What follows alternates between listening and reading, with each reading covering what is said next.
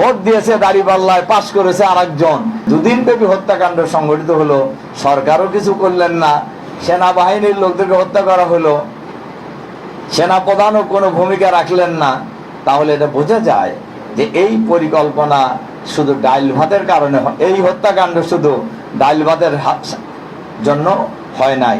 এই পরিকল্পনা নেওয়া হয়েছে একটা বড় মাস্টার প্ল্যান নিয়ে, আমাদের দেশপ্রেমিক সেনা কর্মকর্তাদের হত্যা করে আমাদের প্রতিরক্ষা বাহিনীকে দুর্বল করা, দেশের সীমানাকে অরক্ষিত করা, যাতে করে ওই সময় সরকারে যারা এসেছিলেন, যাদের সাহায্যে তারা এই দেশটাকে তাদের করদরাজ্য বানাইতে পারে, এই দেশটাকে তাদের একটি অঙ্গরাজ্য বানাইতে পারে, এই পরিকল্পনা নেই তারা সে কাজটি করেছিলেন।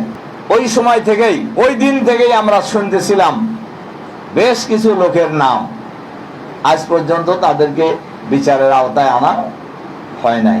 এখানে কি হয়েছিল এটা অনেকটাই সবাই জানে, শুধুভাবে আনুষ্ঠানিকভাবে কোন সরকারের পক্ষ থেকে, এটা সরকারেরই কাজ, এই সরকারের পক্ষ থেকে এটাকে প্রকাশ করা এবং কার্যকর ব্যবস্থা নেওয়া, এদেরকে বিচারের আওতায় আনা, কিন্তু সেটা ফেসিবাদের আমলেও হয় নাই।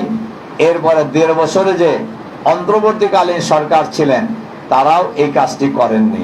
তারা একটা তদন্ত করেছেন, কিন্তু আজ পর্যন্ত সেই তদন্তের পূর্ণাঙ্গ রিপোর্ট এখনো জনগণের সামনে প্রকাশ করা হয় নাই।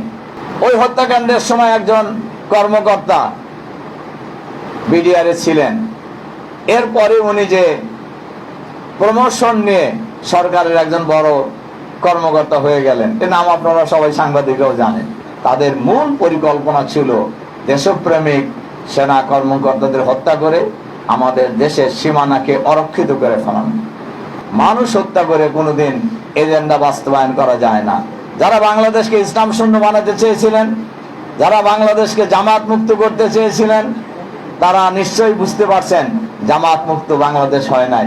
জামাত বাংলাদেশের এক অপ্রতিদ্বন্দ্বী শক্তি হিসাবে ইতিমধ্যেই গত নির্বাচনে আবির্ভূত হয়েছে, এবং গত নির্বাচনে কি হয়েছে তাও আপনারা জানেন, কিভাবে জামাতকে হারানো হয়েছে তাও আপনারা জানেন, গোটা দেশের মানুষ জানে।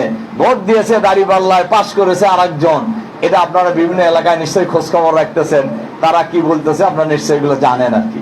সম্মানিত সুধীমণ্ডলী, সাংবাদিক বন্ধুগণ, কোন একটি আদর্শবাদী শক্তিকে কোনোদিন দমন নিপীড়ন চালিয়ে, হত্যাকাণ্ড চালিয়ে, ফাঁসিতে ঝুলিয়ে কোনোদিন আদর্শ ভিত্তিক কোন দলকে দমন করা যায় না। আমরা এ কারণেই শপথ নিয়েছি, সরকারের ভালো কাজগুলিকে আমরা সমর্থন জানাবো।